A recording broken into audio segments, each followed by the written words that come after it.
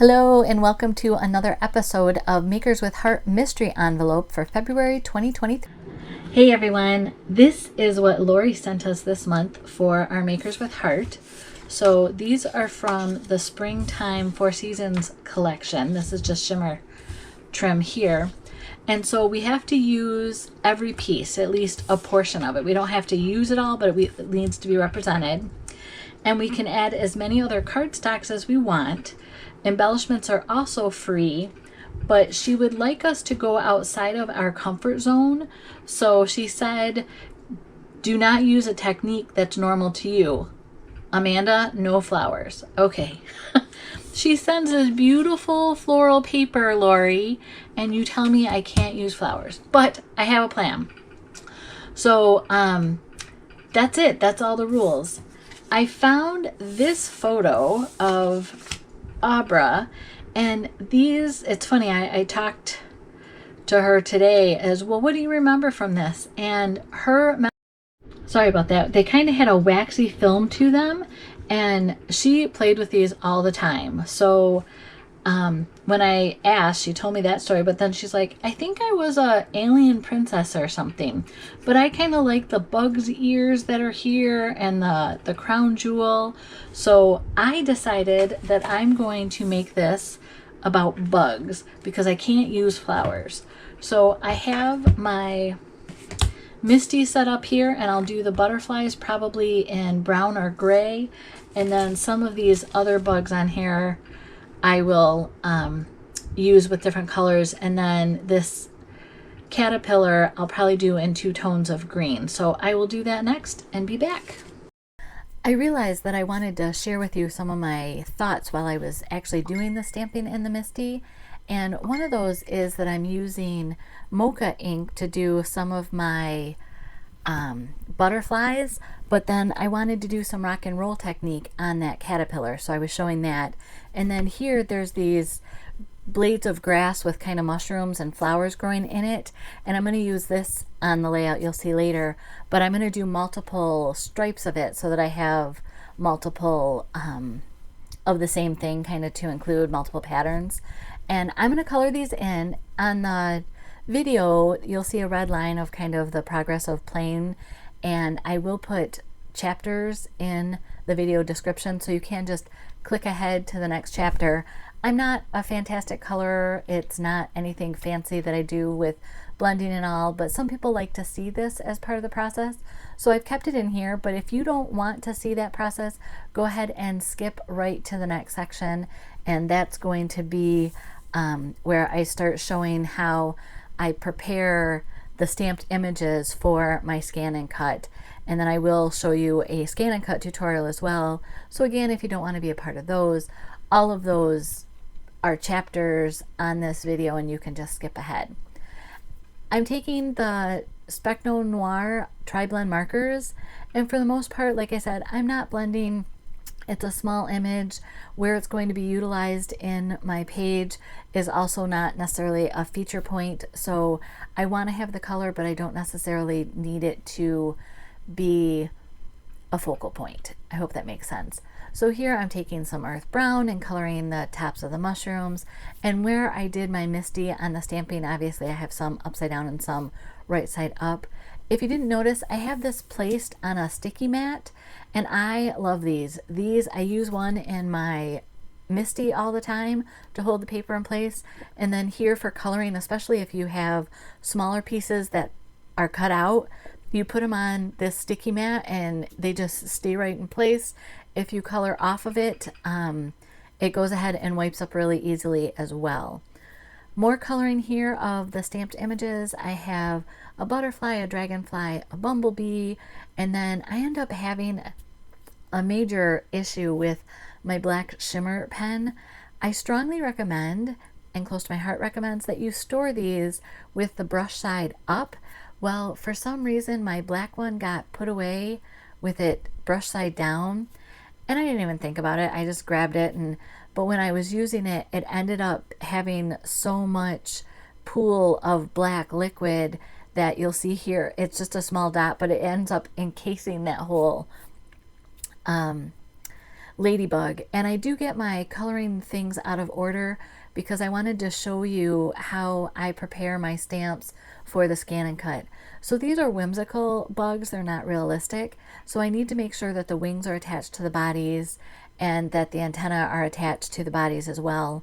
So here I'm just using my pencil because I'll erase it later, and anywhere there's an open area I just do a pencil line, and that just lets the scan and cut know to cut an outline. It's not going to cut the individual pieces like you would do, let's say, for a paper doll dress where you'd want the skirt separate from the shirt. So I'm just showing you with my scissors where I made sure to connect everything. As I was showing you, I realized the antenna on the one ladybug wasn't filled in all the way. I do end up, as I color more ladybugs, because the shimmer brush incident ruined 3 of them, I end up going back and actually coloring the top of the ladybug fully black and just attaching it to its body. So here, to again prepare it for the scan and cut, I'm just making sure the antenna on the caterpillar are attached, all of the components, all of the different segments of the caterpillar are also attached. I will erase those later and show you that. And I had used shimmer brush here on my bees' wings, and they just weren't showing up enough. There was a shimmer, but it wasn't showing up. So I just took a little bit of that Capri ink with my clear shimmer brush and went over those bees' wings. So here, I know that the words are fuzzy on the scan and cut, but at least if you have one, you can see what buttons I'm pushing. So the first thing I'm doing here, I've loaded my mat, I've put my images, and these are just free clip art images from online. Close to My Heart has asked me not to show using their stamp sets how to use the scan and cut, but as I am using this just for a tutorial and personal reasons, any image is available. I can even use Disney copyrighted images because, again, this is just a tutorial, but I do try to just use the free clip art that's out there. So what I needed to do is you scan it, and then there's going to be little blips that the scanner picks up because it really is that detailed. So I'm just going through here and deleting any of the little pieces, lint, that I don't want. And after I'm done with that, I want to give these all a border, kind of like a die would give around a stamped image. I don't always like that. In fact, most of the time I don't care for that image, but for this particular layout and the whimsical nature of the stamps that I picked, I do want to have that white border around the outside of my stamped images. My big tip for today here is, after you've scanned and cleaned up your image, do add tape to hold your paper down so it doesn't slide. And here is my power eraser. I don't know if you've been on my channel, if you've heard me say I have arthritis in my hands and it's sometimes painful. I try to play guitar daily to just keep some of that strength up, and stamping helps that too. But all those little movements that I can avoid, like erasing, I went ahead and got this from Amazon. I will put a link for that under my video description. I am an Amazon associate, so if you click the link and make a purchase, I do get a small kickback. But it doesn't cost you anymore, it just helps me out. So I cut all the pieces that Lori sent us into anywhere from a 1/2 inch up to 3/4 of an inch and sizes in between. I added peach, or maybe flamingo. No, I added peach cardstock, and then I also did some of the Capri cardstock, but I didn't end up using any of that. This beautiful stamp set was from a while ago. It was a constant campaign called Flowers Always. And then the frames for my journaling there on those tags, again, was an old stamp set. It was one that consultants could get called Framed Moments. And I absolutely love that. It works out well. You can stamp in, like I stamped it on the backside of the Flamingo cardstock, or maybe I think I might have used the Ballerina, which is another color in the spring papers, because that's what Lori sent us, were papers from the spring collection. Now here I decided my hungry caterpillar is going to be nibbling away at the frame of the photo, and so I'm just using my fingers and pulling it towards me to leave the white edge of the Close to My Heart cardstock. And because I did 2 sets of bugs when I was doing my stamping, you just never know what's going to happen. I end up having, I stack all of my insects later to give them some dimension, and you'll see that. Now that I've torn that edge from the photo mat, I wanted the paper that was behind it was wood grain, but it was too close to the white. So by moving that with the pink polka dot, it just shows up better.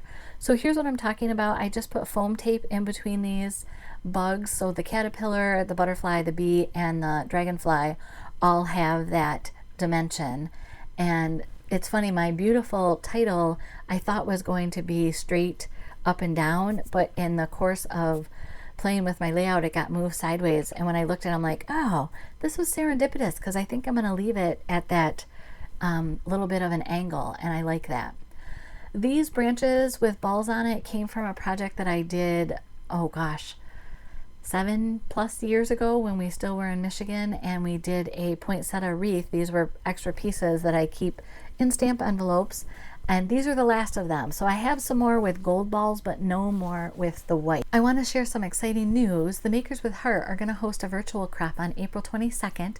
We'll have projects. Everybody will offer a class. It's all going to be free, but mark your calendars and look for information for how to get into the group to join that crop. So because I couldn't use flowers, I'm still in butterfly and bug mode, and I figured branches are not flowers. I didn't even use leaves. So Lori, I met the criteria of this. And off camera, I did go ahead and put adhesive on the back of all of these little ladybugs and beetles, and they're just crawling all over the place. I'm loving how this layout came together, the dimension of the butterfly and the bees, like I said. You can see where I added those mushroom strips. There's actually one underneath the tags and the photo mat that you don't get to see at all. But I just thought it all came together. It has some balance. It's a fun memory. I didn't remember what these things were. I talked to Abra about it, and he's like, yeah, these were Bendaroos as seen on TV, and it was the first as seen on TV's thing that you gave us. So I've recorded that in the memories here. Just as a reminder, we do our mystery envelopes every 25th of the month. So in the description below will be a playlist plus all of the Makers with Heart. And today you can go through and see everybody's video. Starting on the 10th of the month, we do a different challenge. Next month in March, we are going to be showcasing Color of the Year Melon. Be sure to look for more information on the April 22nd.